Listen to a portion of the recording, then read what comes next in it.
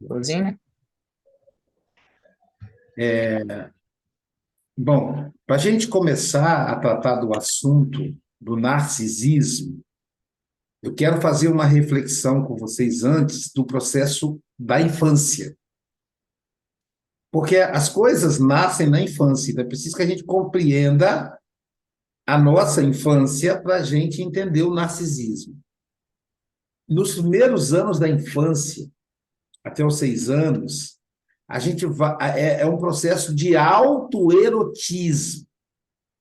A nossa sexualidade está ligado ao nosso corpo, a começar pela zona labial, pela boca, a fase oral, porque quando nós mamamos, né, nós somos seres mamíferos, então a primeira experiência que temos de sexualidade é quando mamamos e sentimos a textura do seio materno, o paladar do leite, o calor do seio, tudo isso são manifestações da sexualidade humana. Por isso, a criança, logo cedo, tudo que ela pega, ela põe na boca, que a boca é fonte de prazer. Então, ela quer experimentar o gelado, o quente, qualquer coisa. O pelo do gatinho, ela morde o gatinho, né? O cachorro, o que for, ela põe na boca. Essa fase em média, dura até os 2 anos. Ela é intensa até os 2 anos. Depois, ela fica pela vida toda, né? A gente vai manifestar a fase oral, por exemplo, quando a gente tem o paladar, quando a gente gosta de comer. Comer é um ato sexual, né? Não é uma relação sexual, é um ato sexual. Então, ontem eu fui fazer uma palestra e antes da palestra a pessoa me ofereceu empada de frango. E aí, quando eu mordi a empada de frango, fechei os olhos pelo prazer de comer. Então, é uma sexualidade. Aos 2 anos, mais ou menos 1 ano e meio, 2 anos, a criança começa a experimentar a fase anal. Então, ela começa a sentir prazer na excreção, no ânus e também na região peniana, vaginal, enfim. Mas concentra mais no ânus. Então, ela tem prazer de fazer cocô. Então, ela imagina que as fezes seja algo muito bom, porque aquele prazer que ela tem significa que é bom. Então, é a chamada fase do presente, né? Então, a criança entende a fezes como um presente. Deixa eu abrir aqui, ver se está tudo certinho a turma, né? Tem alguém aqui querendo alguma coisa? Acho que não. A Gabi abriu, está dizendo para tudo certinho. Então, na fase anal, a gente sente o nosso intestino funcionando. E a criança concentra ali. Tanto que, se você deixar o vaso sanitário aberto, a criança enfia a mão para pegar as fezes, porque ela imagina que aquilo ali, ela não tem noção de infecção, de que aquilo está infectado, de sanitarismo. E é nessa fase que os educadores dão as massinhas de modelar, que parece um cocô. Uhum. Né? Então, é a fase anal. É a fase do desfraldamento também, porque junto ali ela começa a descobrir que ela também faz xixi. E aí ela descobre a região genital aos 3 anos. É a fase fálica. A menina descobre que ela tem uma diferença do menino. Até então é tudo igual. Mas na fase fálica, ela fala: Ó, eu tenho uma. Como diz uma. Tem um videozinho tão engraçadinho de uma criança falando que está rasgada, né? Eu tenho um rasgo. E ele tem uma torneira, tem algo. O xixi sai por uma torneira nos meninos. Em mim sai pelo rasgo. É a fase fálica. Veja que está sempre no corpo. E aí, na fase fálica, percebendo a diferença, ela até então estava muito ligada à mãe, e aí ela descobre que o menino é diferente, então ela presta atenção no pai, e se vincula ao pai. Complexo de Édipo das meninas. Os meninos permanecem ligados à mãe, tanto que as meninas têm muito mais autonomia para agir. As mulheres são muito mais autônomas, inteligentes, decididas do que os homens, porque elas ganham essa independência quando rivalizam com a mãe e se apaixonam pelo pai. Os meninos são mais lerdinhos, porque eles continuam ainda carentes, ligados à mãe. Essa é a fase do autoerotismo. Ah, Niméria, ela abriu lá e eu tive que Deixa levantar para eu tentar. anotar aqui, pessoal. É a fase da chamada, né, sexualidade polimorfa. O Freud vai dizer que nós somos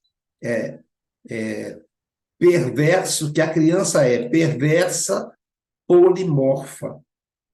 Perversa, porque não tem a ver com maldade. Perversa, porque a criança é livre. Perversão aí, liberdade em sentir. Ela ainda não passou pelas castrações sociais. Então, ela fica nua, ela toca no órgão genital. E aí, quando ela descobre o órgão genital, então ela fica encantada com o órgão genital. Ela não quer mais tirar a mão dali.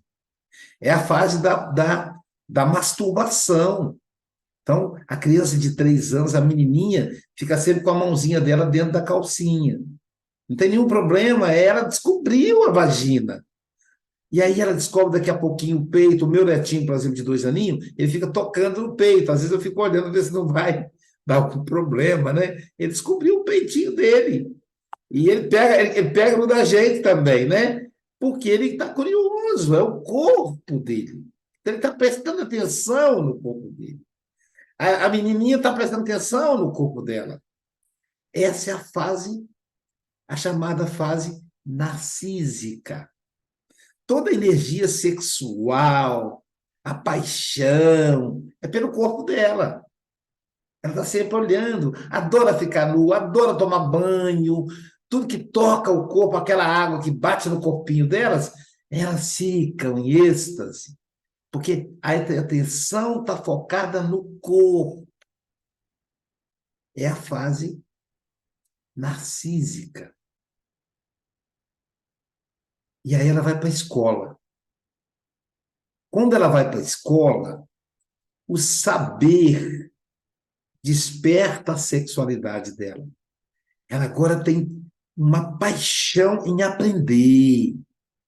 O ídolo dela agora não é mais a mãe, agora é a professora. E o professor Rubem Alves ele diz assim: o professor é um sedutor, é alguém que provoca a sexualidade da criança. É claro que essa fala fora do espaço psicanalítico é perigosa, porque pode achar que é abuso sexual. Mas o que o professor Rubem Alves queria dizer, escreveu vários livros sobre isso, é que nós temos que seduzir, o professor tem que seduzir a criança, fazer os olhinhos dela brilhar, porque aí a energia sexual dela vai promover o aprendizado. Quando a criança é castrada indevidamente pelo professor, pela professora, a criança toma ojeriza aquela matéria. A criança, às vezes, tem dificuldade com matemática, não é porque ela não consegue desenvolver o raciocínio lógico, é porque ela teve uma professora, um professor de matemática que era violento, que castrou demais. Aquela criança que adora história, é porque a professora de história, ou na aula de história, a professora viajava com ela. Aquela que gosta de língua, de alguma forma a professora mostrava para ela a beleza das letras. É a fase da sedução intelectual. É o desenvolvimento do que o Freud chama de sublimação. A sublimação é fundamental para o ser humano. É você tirar a sexualidade da genitália, do corpo, e levar para algo abstrato. O sonho da pintura, a pessoa que se dedica à robótica, o engenheiro com seus projetos, a professora com plano de aula, o escritor que prepara o livro, são atividades sexuais, só que sublimadas. Então, sublimar não é algo bom, é algo que foge da genitália, foge da sexualidade corporal. Um bandido que planeja o crime, ele está sublimando a sexualidade. Um político corrupto que planeja como desviar verba, ele está sublimando a sexualidade. Então, não vamos confundir sublimação com o sublime na visão do senso comum. Então, nós temos aí a sexualidade narcísica ou o autoerotismo, a sexualidade sublimada, que é aquela na escola, e aí, quando atinge a puberdade, a criança descobre o outro, ou a outra, descobre a outra pessoa, e aí ela se apaixona. E aí a gente começa a descobrir qual é a orientação sexual da criança, do adolescente, exatamente por causa da paixão. É o menino que se apaixonou por outro menino. Ele olha, vê o menino passar e ele suspira, e ele sonha de conversar, de sair. Ou então ele vê uma menina e suspira. A menina escreve o nome do amado dela para os caderninhos, né? Então, aí é a chamada sexualidade objetal. Nós nutrimos a nossa energia sexual por outra pessoa, por um objeto que é uma outra pessoa. Aí é a chamada sexualidade objetal. É importante a gente saber a diferença dessas três fases para a gente entender o processo narcísico. Angélica, você quer fazer uma pergunta? Você levantou a mãozinha aí? Sim, professor, é porque na hora em que você estava falando sobre o tema da fase anal, eu tenho um sobrinho que tem uma síndrome chamada Síndrome de West. Ele, 7 meses depois que nasceu, desenvolveu a síndrome e ele não anda, ele não fala, ele tem toda né, Limitação. perfeito. A limitação que a síndrome trouxe, ele também não enxerga. E aí, o Gustavo, todas as vezes que precisa evacuar, ele ri muito e ele fica num Que legal. contentamento, um contentamento que a gente já sabe que está acontecendo, porque ele fica muito feliz. Aí, na hora, eu fiquei assim, um pouco envolvida, Caramba, tá lá. emocionada com o que você falou, porque pode ser que ele esteja preso nessa fase, Nessa né? fase, nessa fase, nessa Ele, fase. assim, hoje ele tem 16 anos, mas assim, é sempre assim. Nesses 16 anos, sempre é assim. Quando chega esse momento, ele fica nesse êxtase, é um êxtase.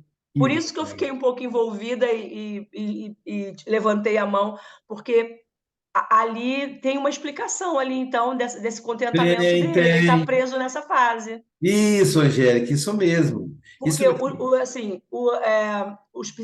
os neuros nunca conversaram com a gente sobre isso.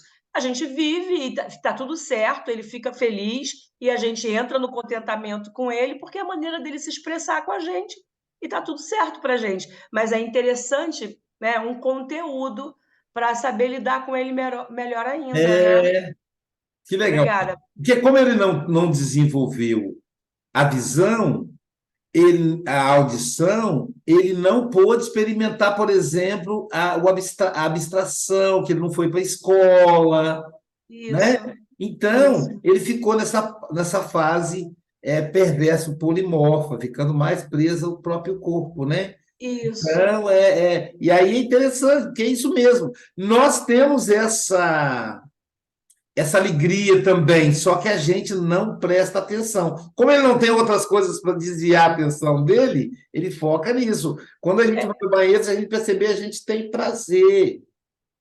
Ele tem É prazer. muito interessante esse exemplo, né, particular, me dá uma noção exatamente de como é a fase, por conta desse comportamento dele. Gustavo, obrigado, obrigado. Obrigada. Então, é importante que a gente compreenda isso, né? Que essas fases, elas passam e permanecem conosco, né? A gente tem outras fases, mas não quer dizer que a fase anterior seja suprimida.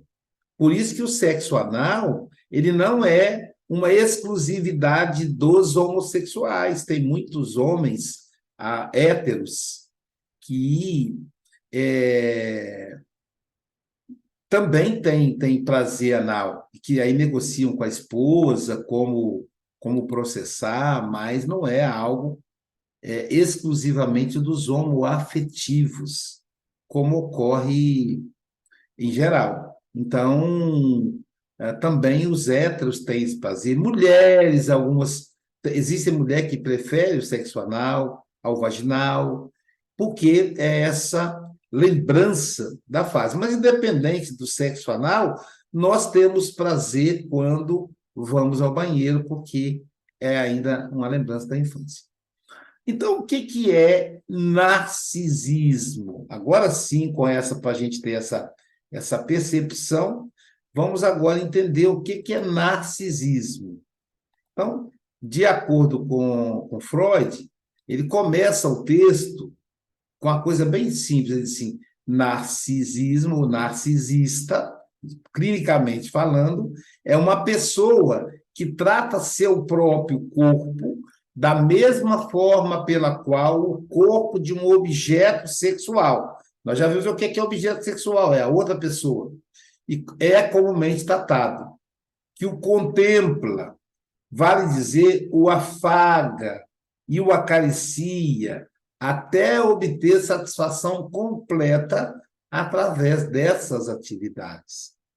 Então, se a gente avaliar, toda a masturbação, ela é um processo narcísico.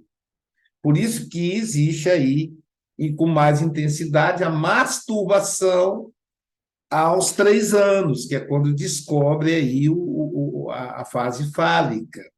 Mas, se a pessoa se fixa na masturbação, ela tem aí uma descrição clínica narcisista. Não é só a masturbação, mas a gente vai perceber esse objeto sexual através, por exemplo, de forma sublimada. Por exemplo, um narcisista, uma pessoa que é egoísta, que pensa só em si mesma, que não tem empatia com o outro. Enquanto a outra pessoa está falando uma coisa, ela está pensando nela. É um processo narcisista, por quê? Porque ela é o objeto sexual, não é o outro. Só que não é o corpo, é ela sublimada. Ela sublima o corpo. Quer dizer, lembra que a sublimação é a segunda fase. Ela pula da primeira para a segunda sem chegar à terceira. Então, ele vai dizer o seguinte, nesse sentido, o narcisismo não é uma perversão, mas o complemento libidinal do egoísmo, do instinto, da autopreservação. Por isso que todos temos instintos narcisistas. Existe o quadro clínico do narcisista, que é aquela situação em que a pessoa começa a ter problemas no campo social, no relacionamento com as demais pessoas. Então, existe esse quadro. Esse é um quadro clínico narcisista. Mas, em menor escala, todos nós somos narcisistas. Todos nós temos o narcisismo. Desculpe, corrigindo aí. Todos nós temos narcisismos. Porque a gente pensa na gente. Por exemplo, a pessoa, quando vai para a academia, né, então ela está preocupada com o corpo, ela olha se ela emagreceu, se ela não, se tem ainda uma gordurinha aqui, outra ali. Quem vai fazer procedimento estético, né? Você vai cortar o cabelo, você vai comprar uma roupa. Isso reproduz aí uma característica narcisista. Está olhando para o seu corpo, você olha na frente do espelho, né? Mas, quando isso passa a atrapalhar a sua vida cotidiana, passa a trazer prejuízos para a saúde, aí é um quadro clínico narcisista. Então, para a gente poder entender aí a, a, a diferença, né? E aí, Freud continua, né? Os parafrênicos, quer dizer, a pessoa com esquizofrenia, com outras doenças psicóticas, exibem duas características fundamentais que aparecem neles. Primeiro, a megalomania. Então, aí ele vai dizer que são sintomas do narcisista, do narcisista clínico, tá, gente? Então, a primeira coisa, a megalomania. A pessoa se acha maior, tudo dela é mais importante.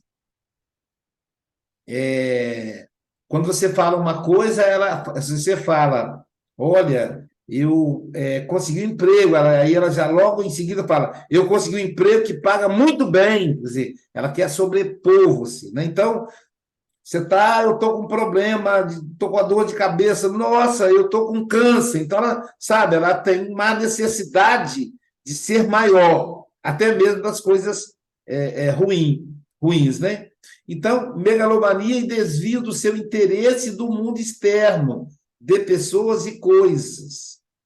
Então, ele fala que o parafrênico, como é um caso psicótico, é inacessível à influência da psicanálise. O Freud ele é bem negativo quando se trata do psicótico. Ele não tem muita paciência com o psicótico. Quem vai trabalhar melhor o psicótico é o Jung, né? Discípulo dele depois divergiu. E Lacan. Lacan também trabalha com o psicótico, mas o Freud, acho que é pela urgência de criar o método, né? Ele não tem muita paciência com o psicótico. Então, ele fala que o parafrênico, o esquizofrênico é inacessível à análise. Eu já analisei esquizofrênico. O que acontece é que não dá o mesmo resultado do neurótico. O psicótico não dá o mesmo resultado. É como se não tivesse cura. Então, você trabalha ali todo dia, mas parece que está chovendo molhado. Mas você está fazendo alguma coisa. É diferente do neurótico, que o resultado aparece. Só para tornar concreto o que eu estou falando, eu tinha uma paciente psicótica, por exemplo, que ela ouvia vozes, né? Ela era esquizofrênica. E aí, o que eu fazia? Eu não podia negar ela, dizendo que as vozes que ela ouvia não eram verdadeiras, porque se eu fizesse isso, eu não ajudaria. Então, é necessário que o mundo dela é um mundo real, é real para ela. Se não é para mim, para ela é real. Então, eu precisaria, naquele momento, dialogar com ela. E aí eu dizia, o que as vozes te dizem? Ela, as vozes dizem que eu sou feia, que eu sou gorda, que eu sou uma puta. Então, como é que são essas vozes? São muitas vozes, elas dizem ao mesmo tempo. E aí eu dizia, bom, você é gorda? Sim, eu sou gorda. Mas por que você é gorda? Não, porque eu estou acima do peso. Mas você já avaliou isso? Você já se pesou e foi um médico para saber a relação da sua massa magra, massa gorda e etc? Não, mas eu sou gorda, dá para ver que eu sou gorda. Então, veja, eu coloquei uma minhoca na cabeça dela. Ela agora vai estar curiosa para ver, para fazer um exame clínico, para ver se ela é gorda mesmo. Então, tento trazê-la para a realidade. Aí ela fala, mas eu sou feia, porque todo gordo é feio. Ah, é? Todo gordo é feio? Tudo bem. O Jô Soares é feio? Ela adorava Jô Soares. Sempre trazia Jô Soares nas conversas dela. Não, ele é lindo, mas ele é gordo. Então, se todo gordo é feio, o Jô é feio. Não, não fala assim do Jô Soares, não. Então, você não é feia se você for gorda, porque o Jô é gordo e é bonito. Aí, e você é puta, então. Você é uma prostituta. Não, eu não sou. Assim só me ofende. Mas eles falam que eu sou. Mas você é ou não é? Aí ela, não sei. Bom, o que que faz uma prostituta? Ela fica num ponto com uma bolsinha, convocando os clientes, ou ela telefona. Prostituta é uma pessoa que vende o próprio corpo, ou seja, promove prazer no outro. Você faz isso? Eu não. Então, você não é prostituta, você não é puta. Então, mas não quer dizer. Aí ela vai para casa pensando nisso, para dialogar com as vozes. Mas não quer dizer que vai dar resultado. Eu fiquei com ela o quê? Um ano e meio, mais ou menos, e eu não vi progresso, assim, aos meus olhos vistos. Os pais diziam que ela ficava mais calma, né? E por isso continuavam levando ela na sessão. Então, por isso que o Freud, por ter pouco tempo, eu acho que por isso ele não investia tanto na psicose, mas Lacan já investiu. Então, o narcisismo psicótico, esse não é acessível à análise. Aí ele continua: um paciente que sofre de histeria ou de neurose obsessiva, enquanto sua doença persiste, também desiste da sua relação com a realidade. Mas a análise demonstra que ele, de modo algum, corta suas relações eróticas com as pessoas e as coisas. Então, olha a diferença aí do neurótico com o psicótico. O que acontece com o psicótico? O psicótico, ele, como ele tem um mundo paralelo, né? O esquizofrênico, ele tem um mundo paralelo, aquelas pessoas que conversam com ele, xingam ele.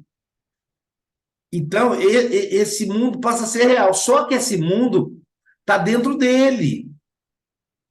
Se está dentro dele, ele não nutre energia psíquica com o mundo externo. Por isso que é difícil tratar. Como é que ele vai fazer análise se ele está dentro do seu próprio mundo? Já o histérico, não. O histérico, apesar dele ter megalomania, dele ter hipocondria, ele tem uma relação com o mundo externo. Eu vou dar um exemplo de histérico.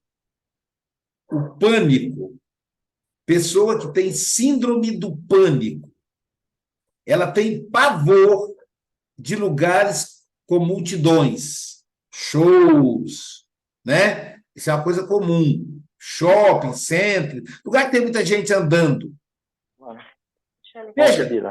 Veja, ela tem ali um contato com o mundo externo.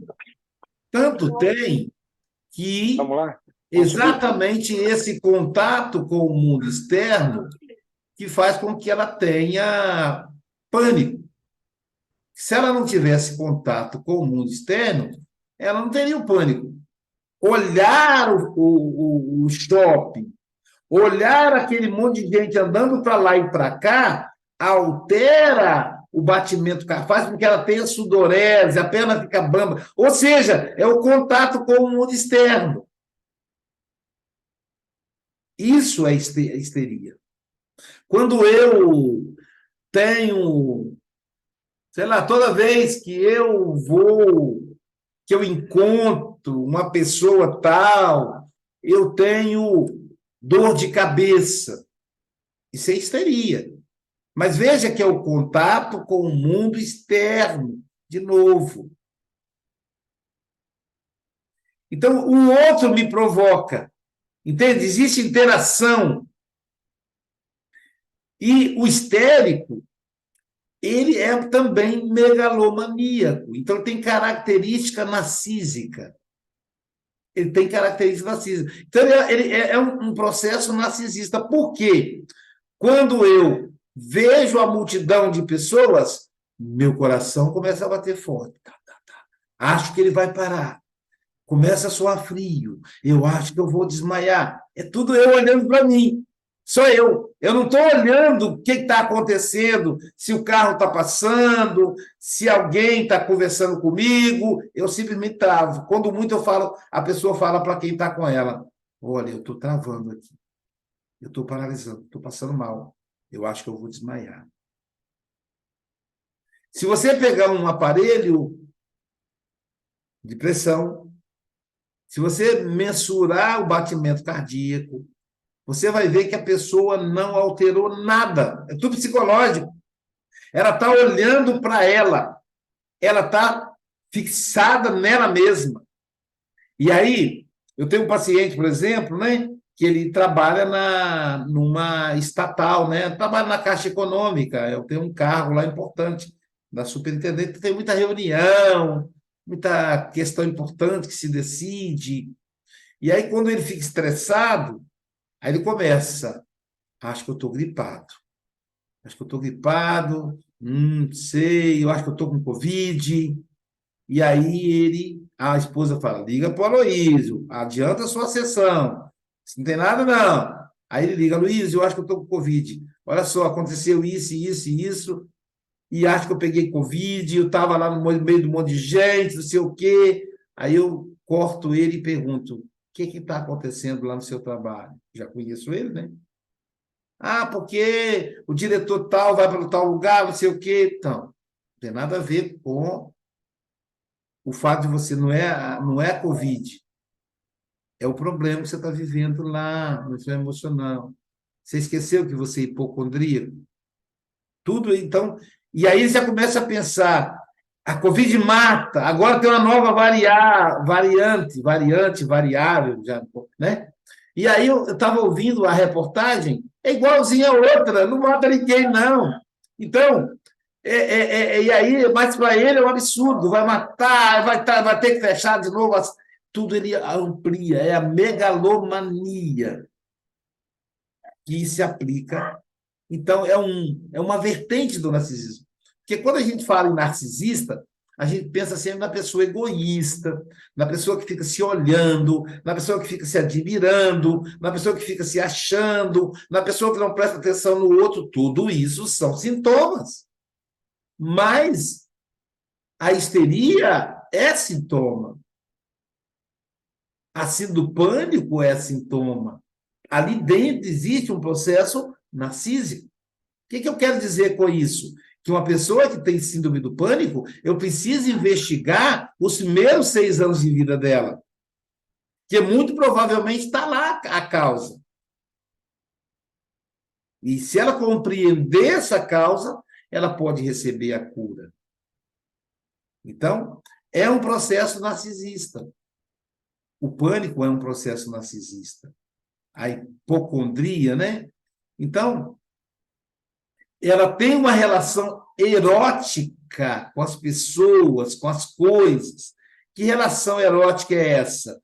Ela está preocupada com o que a pessoa pensa dela, o que aquelas pessoas podem transmitir doença.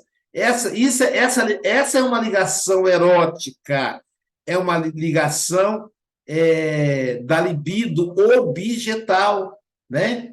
Então, nós temos 2 tipos de libido. 2 tipos de libido que vai caracterizar o narcisista. E aí dá para a gente clarear quando é uma, quando é outra. A libido objetal é quando eu condiciono, canalizo uma grande quantidade de energia para outra pessoa, para o mundo externo. Quando eu torno a outra pessoa um objeto do desejo. E objeto do desejo não é querer transar com a pessoa, não é isso. O objeto do desejo é, por exemplo, quando eu quero tomar um café com um amigo.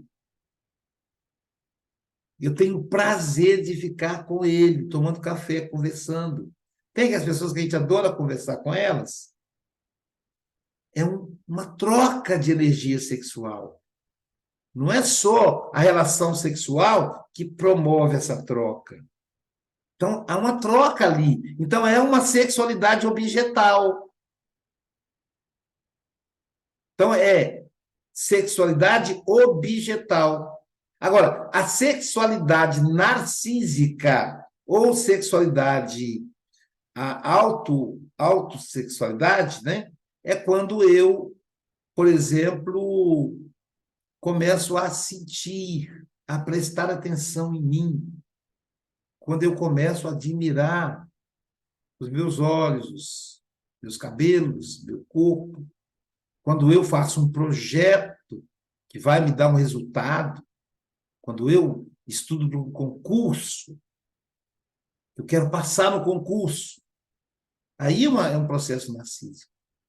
Quando eu quero enriquecer, quando eu quero ganhar dinheiro, é um processo narcísico. Então, a gente fica assim, é um processo narcísico objetal, narcísico objetal.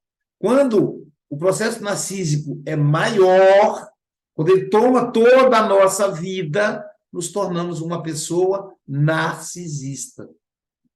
E todos devem conhecer a história de Narciso, só para a gente entender de onde que Freud cunhou essa expressão.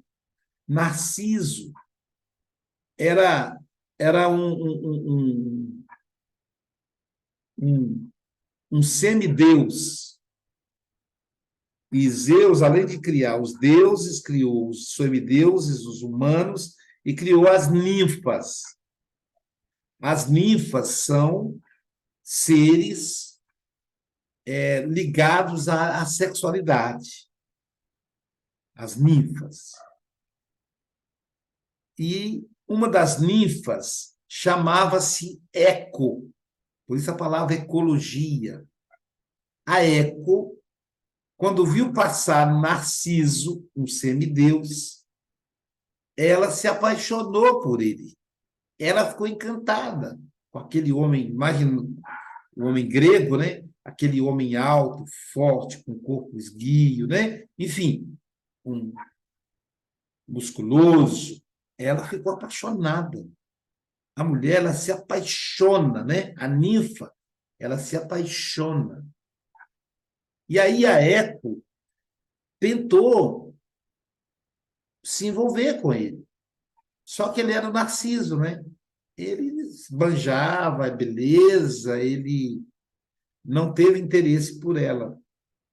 E aí a Eco se decepcionou e fossilizou de tristeza. Ela morreu. As mulheres geralmente são unidas, né? As outras ninfas ficaram muito bravas de saber que a sua colega havia sido desdenhada por Narciso, a ponto de morrer, foram até o Olimpo. E foram lá e se queixaram com Zeus, falaram, olha, a gente não quer, a gente quer que você tome providência. O Narciso fez a nossa companheira morrer, e você falou que a gente não morria. E aí Zeus ficou numa situação delicada, porque ficou queimado com aquela mulherada em cima dele. O que ele fez? Ele, então, pediu a Narciso, falou, Narciso, vá no riacho e pegue o jarro de água para mim. Essa era uma armadilha, que ele conhecia Narciso. E aí, quando Narciso vai no riacho, que ele vai pegar o jarro de água, ele vê a imagem dele refletida no lago. E aí ele fica encantado, ele diz, que lindo, que maravilhosa imagem. E ele fica encantado, encantado. E tem uma versão que diz que ele fossilizou, ele congelou, assim como a Eco, ele congelou olhando para a sua própria imagem. Outra versão diz que ele ficou tão encantado que ele pulou no lago, que puxou ele para a correnteza e ele morreu afogado, na própria beleza. Então, é daí que vem da mitologia de Narciso, que Freud tira esse título para meditar sobre esse texto, né? Então, segundo ele, né, para o narcisista, os atos mentais dele demonstram onipotência de pensamentos, uma crença na força taumatúrgica das palavras, uma técnica para lidar com o mundo externo, a mágica, que parece ser uma aplicação lógica dessas premissas grandiosas. Então, como o narcisismo é um recuo à infância, tudo para ele se torna mágica. Eu serei o homem mais importante. Eu vou ser o presidente da empresa, o presidente do Brasil. Eu vou ser o maior influencer da internet. Que coisa mais narcisista do que os influencers, né? Então, tenha uma ideia sempre grandiosa, sempre megalomaníaca de si mesmo. É por causa das catexias que ele canaliza, as catexias que são energias que ele analisa, né? Que aí o Freud vai dizer que existe no narcisista uma antítese entre a libido do ego e a libido do objeto. Libido do ego é a energia que ele nutre por ele mesmo.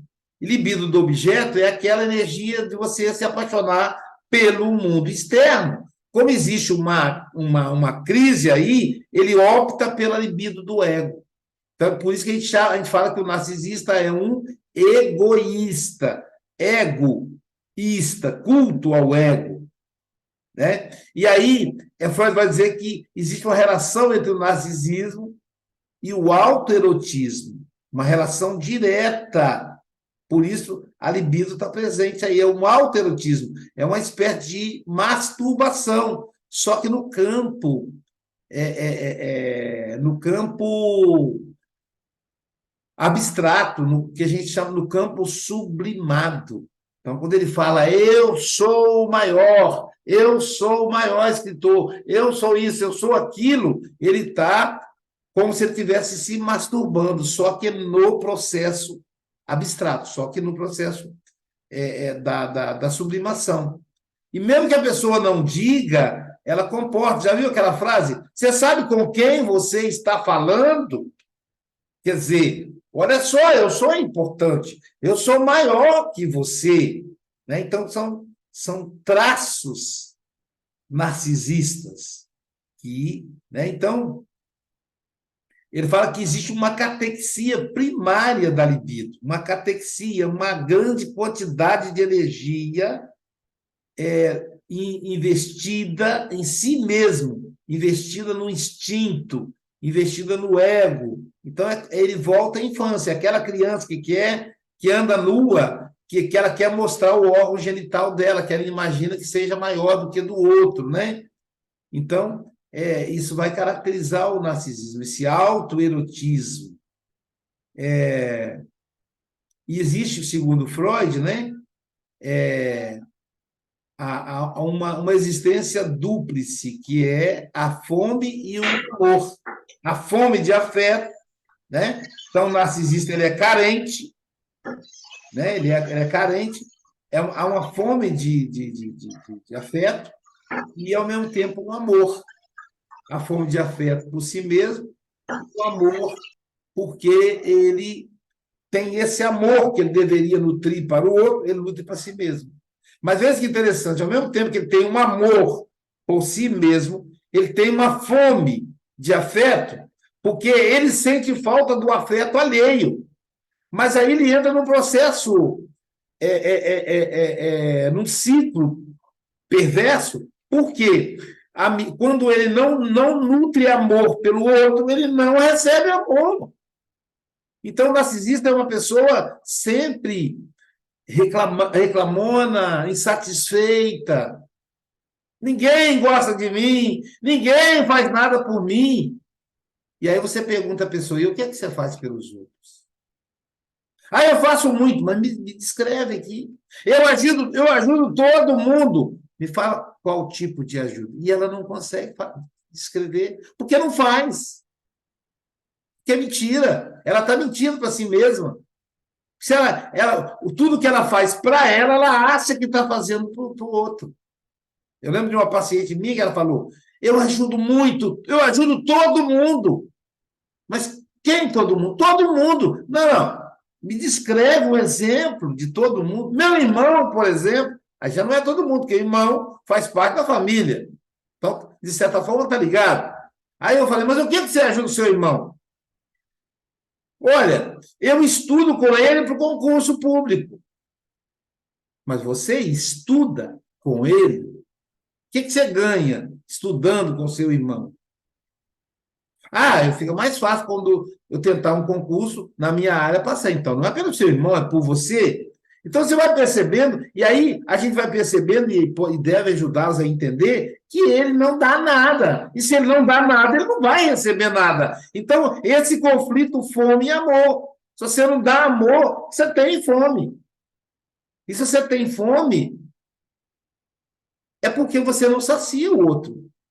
Tem uma historinha que você já deve ter visto na internet, que ilustra bem isso, que um homem morreu e aí, quando chegou lá no encontro com São Pedro falou para ele, olha, rapaz, o nome dele, inclusive, era João Pedro. João Pedro. E aí falou, bom, João, perguntou, bom, como é que é o seu nome? Só que ele era chamado de Pedro. Falou Pedro. Ele não lembrou, ele não falou João Pedro. Falou Pedro. Aí São Pedro foi lá na ficha, procurou, não tinha nenhum Pedro. Porque o nome dele era João Pedro. Aí, aliás, a piada é que São Pedro estava de férias, tinha um substituto lá. O substituto estava bem inteirado. O substituto, para não queimar o filho, falou, bom, puxou qualquer ficha lá, falou, ó, tá aqui sua ficha. Normalmente, quem faz mais o bem vai para o céu. Quem faz mais o mal vai para o inferno. Agora, curiosamente, você ficou no meio. Você fez 50% de bem e 50% de mal. Nesses casos, a lei determina, mentira, né? Porque, na verdade, não achou a ficha. A lei determina que você pode escolher. Qual você quer? O céu ou o inferno? Ele falou, posso experimentar? Pode, pode. Falou, então o seguinte, eu quero ir para o céu. Chegou lá no céu. Não, chegou no inferno, quero ir para o inferno. Chegou no inferno, aquele calor danado, e veio. O cara falou, vamos tomar uma sopa. E aí sentou as pessoas em volta da mesa, e o diabo começou a servir sopa no prato das pessoas. E aí, na hora de tomar a sopa, a colher, para você tomar a sopa estava maravilhosa. Aquele tempero de alho, aquele cheiro maravilhoso no inverno, né? No Brasil, a gente toma sopa, tem gente de Portugal aqui, no Brasil toma sopa no inverno, está associada ao inverno. Aquele cheiro maravilhoso, só que a colher para tomar a sopa, o cabo da colher tinha 1 metro de comprimento. E o espaço entre a ponta da colher e a colher, a ponta do cabo e a colher, era vermelhinha, estava em brasa. Então, se pegasse ali, queimava a mão. Então, o cara pegava a colher de sopa e tentava tomar, mas não conseguia, porque então não adiantava nada ter a sopa saborosa, cheirosa, e ele não conseguia tomar. Ele falou, é isso que é o inferno, quer dizer, eu não tomo sopa. Eu sinto o cheiro da sopa, eu sei que a sopa está gostosa, mas eu não vou tomar porque eu não consigo tomar. É por isso que é inferno. É isso que a gente sofre aqui. Aí ele falou, bom, agora tá bom, já sei como é que é, agora eu quero ir para o céu. Tá bom. Aí chegou no céu, veio um anjo, ele sentou em volta da mesa, curiosamente a mesa era igualzinha. As cadeiras também. Uai, qual a diferença? Esse João Pedro devia ser mineiro, né? Uai, qual a diferença? E aí veio o anjo e serviu sopa. Ele disse, caramba, até a sopa é a mesma, um cheiro bom para danar, aquele cheirinho de tempero. Falei, nossa, deve estar bom demais, mas aqui é o céu. Aqui eu tenho certeza que vai ser a colher normal. Daqui a pouquinho vem um anjo com as colheres, igualzinha. A ponta do cabo fria, a ponta da colher fria, mas no meio, em brasa. Mas qual a diferença? Aí sentaram-se e a pessoa da frente pegou a sopa do prato dele e colocou na boca dele. Então, fome e amor têm essa relação. Eu tenho fome, mas eu tenho que dar. O problema dos relacionamentos, muitas vezes, é isso. A esposa diz, eu amo você mais do que você me ama. Você não dá nada por mim. O marido fala, você também não quer sair comigo, não sei o quê. Por quê? Fome. E o que é que você dá? Então, esse é o conflito narcísico, segundo Freud. Esse é o conflito que anima o narcisismo e dificulta, né, a relação consigo mesma. Então, é essa questão da fome e do amor. Vamos dar uma acelerada aqui, porque hoje a gente tem uma tarefa a cumprir, né? Então, é essa existência, né, do dúplica, ou em dúplice, existência dúplice de fome e amor. E, então, o que acontece? Isso nos obriga a pensar no outro. A fome e o amor nos obriga a nos relacionarmos com o outro. Então, o narcisista é aquele que se desviou o seu interesse dos seres humanos, conduzindo unicamente para si. Então, há que sublimar esses interesses, né? E aí também existe o interesse pelo divino também. Ele diviniza o próprio corpo. Ele é um Deus. Então, ele está em primeiro lugar. E aí a pessoa até justifica. Jesus Cristo diz assim, amai o próximo como a si mesmo. E aí a pessoa vai dizer, quem é o próximo de mim?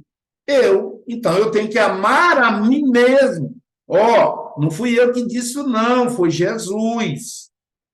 Então, a pessoa justifica divinizando o processo o processo narcísico.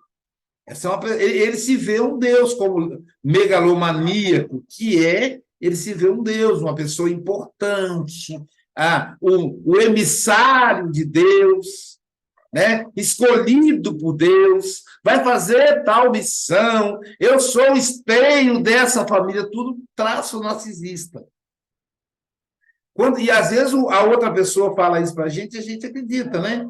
Então, quando alguém... É claro que existem pessoas que têm destaque, que têm importância na sua família. Tem mulher que ela é a estrutura da família. Quando ela morre, a família se desaba. Mas, normalmente, quem observa isso é quem está de fora. Quando a pessoa cria essa autoobservação, ela corre o risco de entrar no processo narcísico, né? De entrar no processo narcísico. E aí, outras questões vão envolver, por exemplo, uma característica do narcisismo, a paranoia. A paranoia é a sensação de estar sendo perseguido.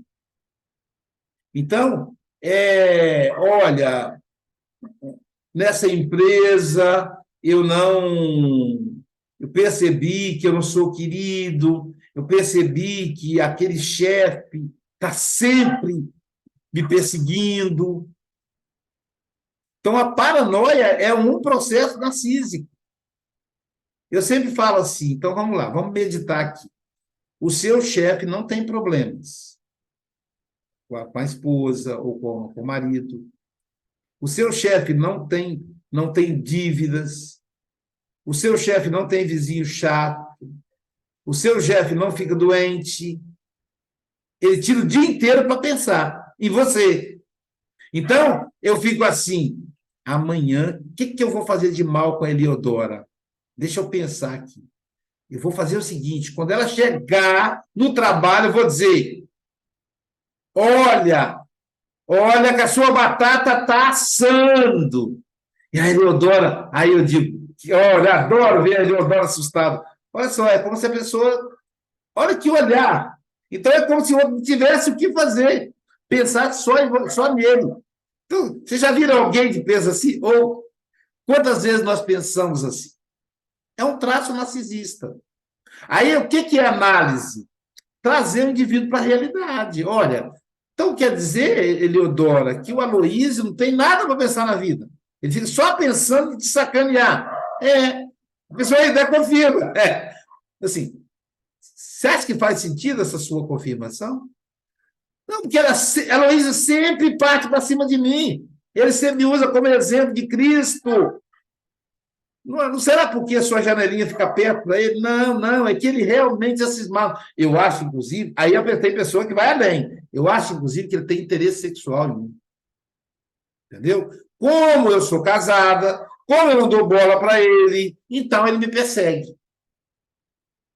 Eu acho que é porque eu tenho um marido bonito e a Angélica, o marido dela não é tão bonito quanto o meu. A Angélica tem inveja. Então, paranoia, inveja, ciúme são características narcísicas. O ciúme é o quê? É a sensação de posse. Ora, para eu ter a sensação de que eu possuo a Jailson, significa que eu sou um megalomaníaco. Como é que eu posso possuir a Jailson? Ela é uma pessoa. Ela tem vida própria. Quantos homens que matam suas mulheres porque têm ciúme? Narcisismo. Então, são megalomanias que estão íncitas no processo narcísico. Então, é o mecanismo, diz o Freud, é o mecanismo do adoecer e da formação de sintomas nas neuroses de transferência. Isso vai provocar, segundo Freud, uma neurose de angústia. Segundo ele, para a pessoa que sente, é real essa neurose. Ela fica angustiada, e aí ela passa a mostrar sintomas: paranoia, de perseguição, de ciúme, de inveja. Então, ela fala, fulano está com inveja de mim. Por quê? Porque ele acha que eu consegui isso, eu consegui aquilo. Uma característica da paranoia. Quando ele tem inveja do outro, aí já não é narcisismo. Por quê? Existe uma libido objetal. Ele está olhando o que o outro tem. Por isso que ele tem inveja. Aí ele vai dizer que a diferença entre a parafrenia, portanto, as psicoses e a neurose de transferência, parece estar na circunstância de que, na psicose, a libido liberada pela frustração não permanece ligada a objetos da fantasia. Já na segunda, que é a neurose de transferência, há uma ligação com o objeto. Então, essa é a diferença, porque eu não consigo me ligar ao mundo real, eu estou vivendo o meu mundo interno.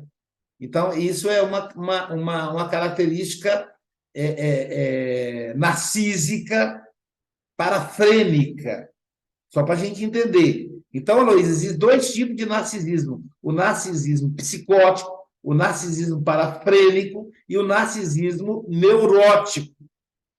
Por exemplo, a megalomania, que significa uma quantidade de libido, que mostra que a pessoa faz com que a fantasia dela demonstre uma grandeza de alguma coisa. Ela é a filha querida, mais predileta da família, ela é a melhor pessoa da empresa, ela é a pessoa mais famosa nas redes sociais, e ela se autodefine assim, né? Ela é uma pessoa boa, ela é escolhida por Deus. E aí eu vou encerrar a nossa reflexão, para a gente conversar um pouquinho aqui, quando o Freud vai falar das mulheres, né? Eu achei muito interessante aqui. Ele vai dizer assim: as mulheres, especialmente se forem belas, ao crescerem, desenvolvem certo autocontentamento que as compensa pelas restrições sociais que lhes são impostas em sua escolha objetal. Então, a mulher bonita, né? E a beleza aí é uma questão pessoal e também uma questão de uma estética social construída, ela é elogiada o tempo todo na infância, na fase narcísica mesmo, na fase egóica, né? Ai, que linda, você é a princesa do papai, você é a lindeza da vovó, e tal, e tal. E isso vai fazendo o quê? E aí a criança vai crescendo, vai se tornando um adolescente, aí outras pessoas começam a elogiar. Nossa, como você é linda, e tal, e tal. Então ela vai criando uma autoestima, um auto-amor, e diz o Freud, vai protegê-la das restrições sociais. Quando dizem, não, a mulher não pode, isso não é para mulher. Isso, então, quando ela recebe essas restrições, que a época do Freud eram muito maiores, ela então se refugia no aspecto narcísico. Eu vou dar um exemplo concreto. Uma paciente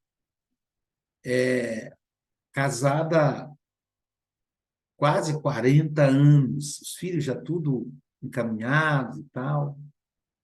O marido se apaixona por uma jovem mais nova que a filha dela. Primeiro começa com o caso extraconjugal e, como ocorre o fato, né? Eu digo sempre para os homens que são meus pacientes, ó, cuidado, para você não ser expulso do paraíso, não vai comer o fruto proibido, porque depois você vai ser expulso. Então, que o cara se envolve com a outra pessoa, acaba apaixonando, o sexo leva a paixão, né? E aí o marido chega para ela e diz assim, olha, estamos há quase 40 anos casados, você está uma mulher acabada, uma mulher gorda, você não se cuida, e eu me apaixonei por uma pessoa que tem vida, então eu estou indo embora, estou me separando de você. Você veja que crueldade desse marido, desse cafajeste. A mulher ficou só os pedaços. E aí, ela, não sei como ela não pediu uma sessão extra, né?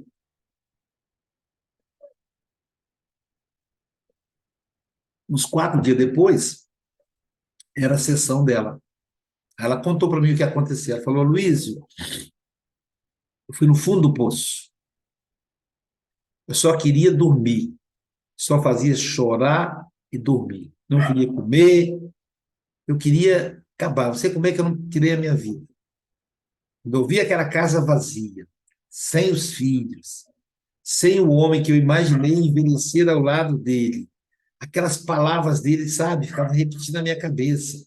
Você é feia, você é gorda, você não se cuidou. Aquilo ficava na minha cabeça. E até que eu fiz uma oração. Ela é muito católica, quase uma beata, né? Até que eu ajoelhei-me e fiz uma oração e pedi a Nossa Senhora para me trazer luz, senão eu ia tirar minha própria vida. E aí, quando terminou a oração, eu percebi que eu estava melhor. E então, eu me lembrei, quando eu tinha 9 anos, era parada de 7 de setembro, eu era baliza da escola. E aí estava meu pai na sala assistindo TV e minha mãe se arrumando para a gente ir para a parada. E aí eu fui para a sala para esperar a mamãe. Quando eu cheguei na sala, papai olhou para mim e falou: que é isso? Meu Deus! E eu tomei um susto. Ele disse: de onde saiu essa coisa tão linda? Meu Deus! É a menina mais linda que existe no universo. E aí papai desesperado gritou: Maria, Maria, Maria, venha cá, venha cá. E a mamãe veio correndo, assustada. O que foi? O que foi, homem? Falou: olha só aqui. Gente, você já viu menina mais linda do que a nossa filha? Ela não está maravilhosa? E aí ela contou isso chorando.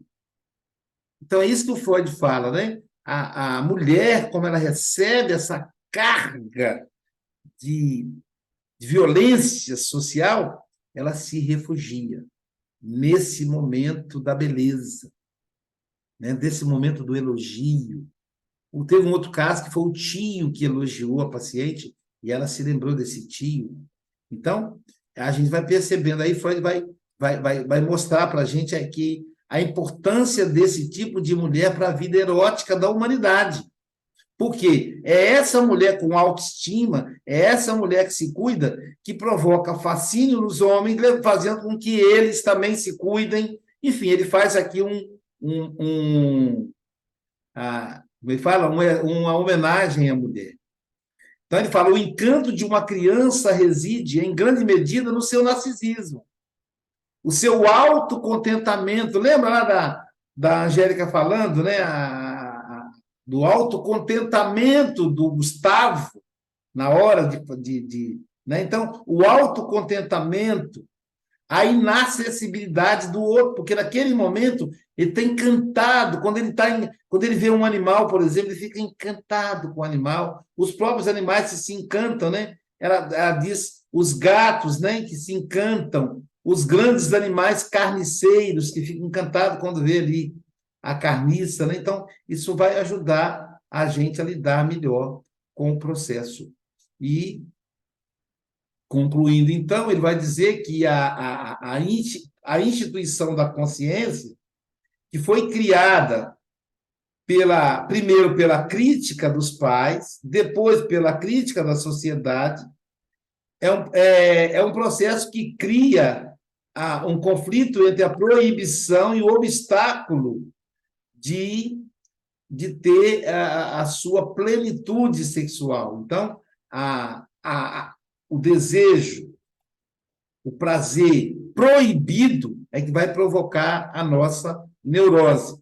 E no narcisismo, esse prazer proibido deixa de ser proibido, porque ele é contemplado. Na hora a gente esquece das convenções sociais.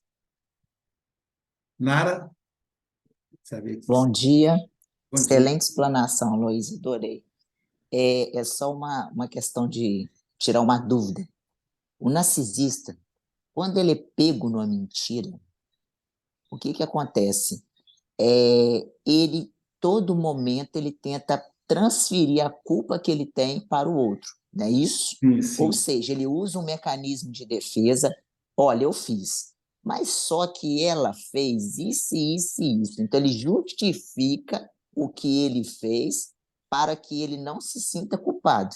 É Sim. isso mesmo? Sim. Porque no processo narcísico, ele é a perfeição. Lembra que o Narciso contempla a imagem dele. Quando você denuncia que ele está mentindo, você está diminuindo, você está criando uma legião, você está criando um aleijão moral. Por isso que a palavra aleijão não é boa socialmente falando, né? Que aleijão quer dizer deformidade. Você está criando uma deformidade para ele. E isso é inaceitável, porque ele é perfeito. Então, imediatamente recusa e transfere esse aleijão para o mundo externo, para preservar a autoimagem perfeita que ele tem. Então, eles mentem com muita facilidade. São mentirosos. Porque não é que são mentirosos porque querem mentir. São mentirosos porque eles ignoram a realidade externa. Tudo que fazem é para si. Eles acham justo. Por exemplo, um político corrupto. O que acontece com ele? Ele acha que os recursos sociais é para ele. É uma espécie de rei. Então, se você fala, você roubou, mentira, não roubei, quem roubou foi fulano. Ele nega, por quê? Dizer que ele é um ladrão é uma legião para ele. Não, ele só está pegando o que é dele. Tudo no mundo pertence a ele. Então, é um processo bem complexo. Mas mente muito. Uma característica deles é mentir. E não aceitar ser corrigido. Pô, Principalmente a você... traição, né? com quem você está falando? Você está me traindo. Quem falou que eu estou traindo? Tipo assim, eu não traio ninguém. E aí, se você conversar com ele no privado, ele vai dizer, eu, como homem, tenho direito. Eu, como homem, tenho direito a ter outra mulher. Aí você fala assim, mas gente, será que ele sabe o que está dizendo? Ele sabe o que está dizendo. Na cabeça dele é assim. Se ela me largar, eu mato ela. Eu tive quando eu tinha 14 anos, trabalhei numa empresa que tinha um chamado Manel, chamava de Manel, né? É Manuel o nome, mas era, o pessoal mais simples falava Manel. Manel tinha 8 esposas. Ele tinha 8 mulheres. Todo mundo comentava isso na obra. E eu, curioso, menino, né? Eu disse, Manel, como é que você arruma você ter 8 mulheres? Não, não são 8, Aloysio. Mulher mesmo, eu só tenho uma. A minha mulher legítima. As 7 são as pessoas com quem eu amiguei. E amiguei é ótimo, né? Com quem eu amiguei, exato esse termo, Minas Gerais. E aí, falou assim, eu não deixo faltar nada para elas e tal. Então, assim, cada cidade que eu tenho uma obra, ali eu arrumo uma mulher. Eu falei, Manel, e se a sua esposa legítima te trair? Eu mato ela, mas mato na hora, eu não tenho vocação para ser chifrudo. Aí eu, criança, tentando entender. Eu disse, mas você não traz sua esposa? Não, Aloysio. Homem é diferente. Homem é diferente. Eu tenho necessidade diferente. E outra coisa, eu não deixo faltar nada para minha mulher. Ela não pode me trair. Se ela me trair, eu mato ela. Quer dizer, a pessoa pensa assim, é um processo narcísico.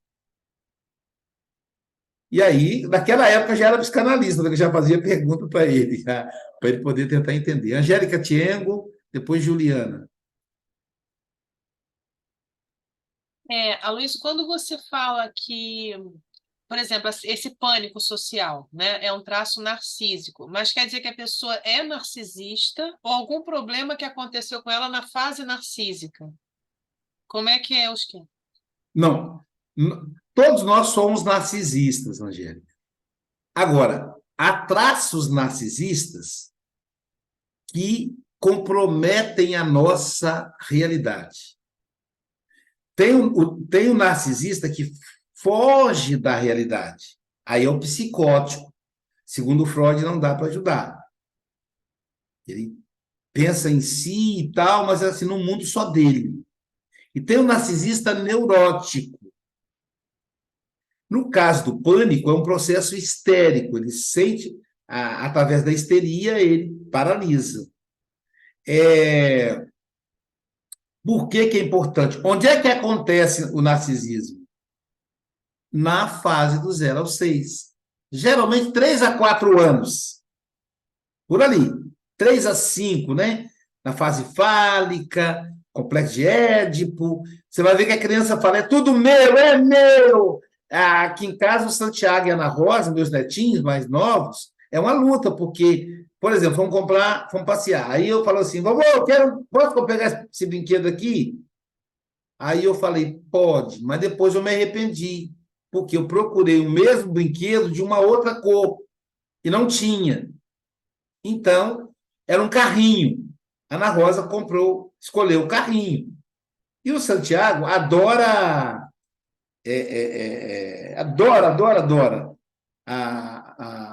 Como é que chama aqueles animais gigantescos pré-históricos, gente? Dinossauro. Ele adora dinossauro. Ele viu um dinossauro.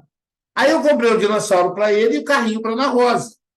Eu sabia que isso ia dar problema, mas eu não tinha outro carrinho e a Ana Rosa não queria dinossauro. Mas foi dito e feito. Quando chegou em casa, que ele viu ela brincando com o carrinho, ele avançou e falou, o carro é meu, é meu. Não, Santiago, isso é da sua irmã. Não, é meu, é meu, é meu, é meu. Começou, aí Ana Rosa, deixa ele brincar um pouquinho. Não, não deixo não, é meu, é meu, é meu. Porque os dois estão na fase narcísica, egocêntrica. Então, na cabeça do Santiago, o carrinho, o dinossauro, a casa, é tudo dele. Ele é o centro do universo, né? É o egocentrismo. Então, quando a pessoa tem pânico, muito provavelmente a causa desse pânico está nessa fase. Entendeu, Angélica? É um indicativo para você investigar dos É porque 3 aos eu 5 tenho, anos. sabe, Luiz? Você mexeu comigo porque eu tenho. Quando eu Aham. me vejo, justamente como você descreveu, muita gente, muita concentração, eu começo a suar frio, eu passo mal, fico tonta mesmo, eu quase praticamente desmaio. Eu sou assim desde criança. E Então, isso começou na minha infância. então, se você fosse a minha paciente, eu ia dizer assim: quando foi que você sentiu isso pela primeira vez que você se lembra? Ah, Foi Luiz, num jogo de futebol da escola, que isso. juntou os dois times de escola na época. Eu lembro que foi a primeira vez que eu me lembro ainda desse sintoma. Eu era bem criança, mas eu lembro. Então, tá vendo? Se esse jogo foi a primeira vez, ele é a causa. Aí meditar, pensar, bom, aquelas crianças não podem me fazer mal hoje, que eu sou uma mulher, hoje eu sou adulta, né? Nenhum homem pode fazer mal, nenhum grupo de homens pode me fazer mal. Sei lá, pensar alguma coisa assim, e aí você vai, se essa for a primeira vez, é uma maneira de você resolver esse pânico. Como a mania de limpeza também, a pessoa tem toque. Eu tenho toque, eu gosto de colocar as coisas em ordem. Muito provavelmente isso aconteceu na minha primeira infância. Juliana Bender. Não, Luiz, esse narcisismo aí tá muito forte em mim, misericórdia. Hipocondria também, desde pequena, a mãe disse que eu sou hipocondríaca, e eu disse, neguei. Não, mãe, você tá doida? Nunca. Esse mãe diz, né? E o meu filho de 4 anos, ele escuta desde bebezinho que ele é bonito 50 vezes por dia. Que menino lindo! Que menino... Eu chego a tiro de perto. Eu fico cuidando desse negócio, porque a Mari, que tem 6, fica escutando que ele é bonito e ela é... Ah, você é bonitinha. É, esse é o problema. Né? E é todo santo dia, qualquer lugar que a gente entra, eu fico, meu Deus, como é que eu custo do meu filho e da minha filha, né? Para fazer esse jogo de autoestima para ela e puxar ele. Eu Isso. lembro que uma vez ele, no mercado, ele, bebezinho assim, 1 ano, um rapaz olhou assim e fez, que menino bonito, esse aí vai dar trabalho, viu, senhora? Eu falei, nada disso. Ele vai aprender a tratar a mulher muito bem. É isso mesmo. É o príncipezinho. E aí há que cuidar mesmo, né? Porque o que que acontece? Todo príncipe precisa de ter súditos. Todo príncipe vira rei e tem que ter súditos. E o mundo não tem súdito, no mundo tem a gente querendo ser rei também. Então vai ter uma guerra. Então é interessante contrapor esse elogio para a autoestima com obrigações sociais. Porque quando você coloca a criança para fazer atividades sociais, você tira ela do mundo interno. Então, ela começa a pensar assim: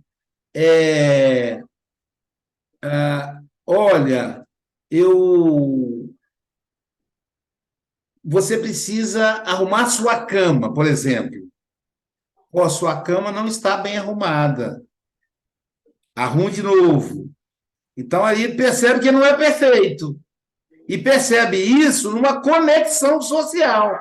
A cama para atender aos interesses da mãe. Né? Então, jogos educativos, futebol, que ela tem que interagir. Mas eu não sou a favor também de retirar o elogio, porque o elogio é afirmação, porque o mundo vai bater.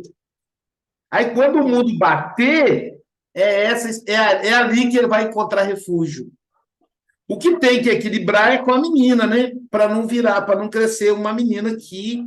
E aí é muito comum. Eu tenho uns sobrinhos, por exemplo, que eles falam: ah, tio, as sobrinhas, né? Lá em casa o rei é fulano de tal. Tipo assim, é o queridinho do papai e da mamãe. E elas falam isso de uma forma bem ostensiva. E para elas dizem que isso não as incomoda, o que não é verdade, porque senão estariam falando, né? Mas fica claro. E aí você percebe que os pais realmente referendam o rapaz, ele é inteligente, ele fez isso, ele passou na universidade, é o melhor aluno da sala, não sei o quê, e as meninas, você não vê elogios desse nível. Eu nunca ouvi. Ó, fulano Aloysio fez isso, ciclana fez aquilo. Eu só ouço do rapaz. Só que ele é tão e legal que ele é generoso. Então, ele divide com as irmãs as vantagens que ele recebe do pai e da mãe. Ah, tem um show de não sei quem. Fulano pode ir, porque ele é maior. Aí ele diz, mas deixa eu levar minhas irmãs. Aí, não, se eu não levar minhas irmãs, eu não vou. Aí os pais não querem ver ele satisfeito, deixa levar. Então, assim, o bom é que tem esse contrapeso, mas os pais não despertaram para essa desigualdade de tratamento. Então, tem que estar atento mesmo, né? E dizer, você também é linda, meu Deus! E quando nasce uma criança, é que a gente é colocada à prova. Por exemplo, quando nasceu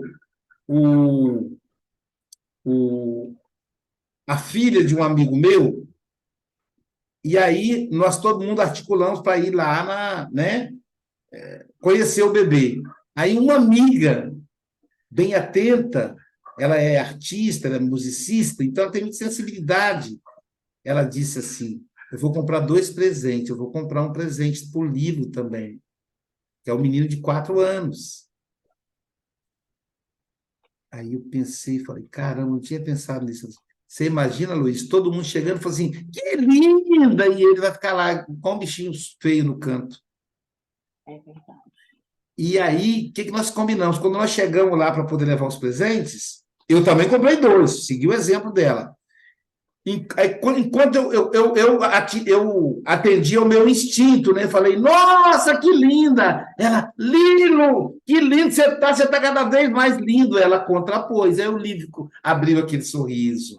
Aí, quando eu acabei de dar atenção ao bebezinho, falei, adivinha de quem esse presente que o tio Aloysio comprou? Aí ele ficou com o olhinho brilhando, tadinho, né? A gente não sabe a maldade que ele faz com a criança. Aí ele ficou com aquele olhinho brilhando, falei, é o seu presente, porque você é lindo e você está muito bonita, aí pronto. Então, assim, mas a maioria não tem esse discernimento.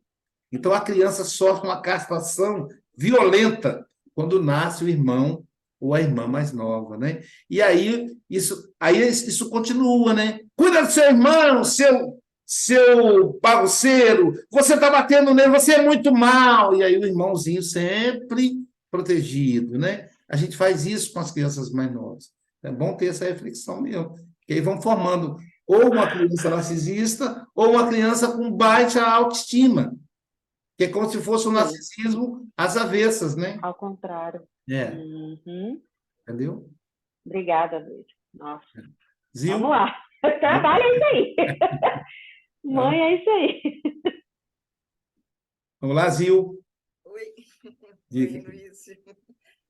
Luiz, são 2 perguntas. Como conviver com uma pessoa narcísica, que eu convivo com um, só que ele tem um problema de que ele sempre é mais que todo mundo.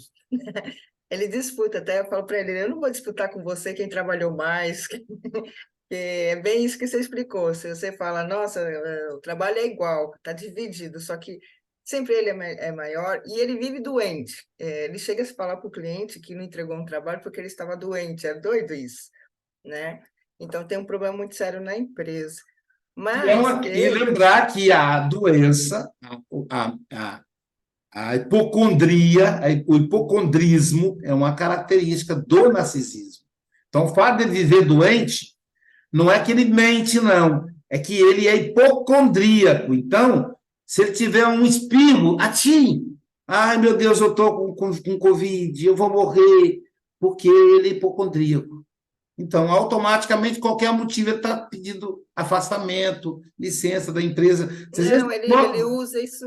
Pois é, você veja como é importante a psicanálise. Toda empresa devia ter um psicanalista, que às vezes você está achando que o cara é um malandro, porque está tirando um monte de atestado médico, mas, na verdade, ele é um hipocondríaco, que poderia ser resolvido. Mas continua, Zil. Então, aí eu queria tocar num assunto, porque tem uma relação com isso, que é a procrastinação.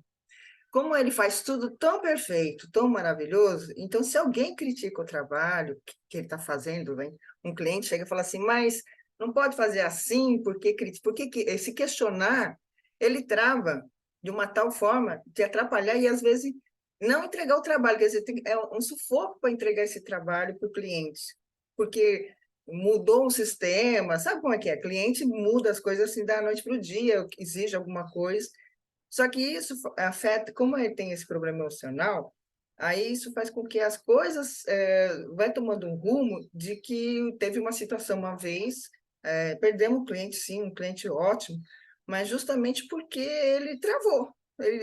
O cliente começou a exigir algumas coisas, ele achava que aquilo não era para ser feito, e aí eu tive que correr atrás de ajuda dos universitários para pelo menos entregar o trabalho para poder, mas isso não é uma vez, isso é sempre. Então, volto no início da pergunta: como lidar com uma pessoa dessa forma? Porque não é uma coisa fácil. Para quem está do lado, não é uma coisa fácil, porque ele conhece muito bem a gente, os seus sentimentos, as suas fraquezas, e aí ele usa como você explicou, nessas conversas, o teu ponto fraco, e ele é sempre a vítima, né? Então, se eu não consegui por causa de você, porque isso, aquilo, então é um trabalho emocional pessoal, e aí eu fico se perguntando, será que até eu sou narcísica para poder me defender, né? Então, é isso, eu queria te ouvir um pouquinho sobre essa situação. Bom, a gente, então, eu concluo, então, respondendo ao Zil, que agora vão ter a certificação da Rose e da Marlene Pérez. Eu estou vendo a Marlene aí, mas está o nome da Rose, significa que a Rose deve estar junto ali. E o Sox também já chegou. Então, Sim, a Rose está aqui, sim. imaginei. Então, o que acontece, Zil? Aí dá para perceber claramente aí, Zildinha, que o narcisismo dele está impactando na vida dele. Aí é hora dele buscar a terapia, entendeu? A questão não está com você, está com ele. Você tem que lidar do seu. Quando o conflito é seu. O quanto isso te impacta, aí é problema seu. Mas se ele trava, por exemplo, e o perfeccionismo é uma característica do narcisista. Que veja, ele é perfeito. Entendeu? Então, se você fala, o seu trabalho, o Giovanni, o seu trabalho não está bom. Cara, o Giovanni fala, mas como é que não pode estar bom? Não está bom.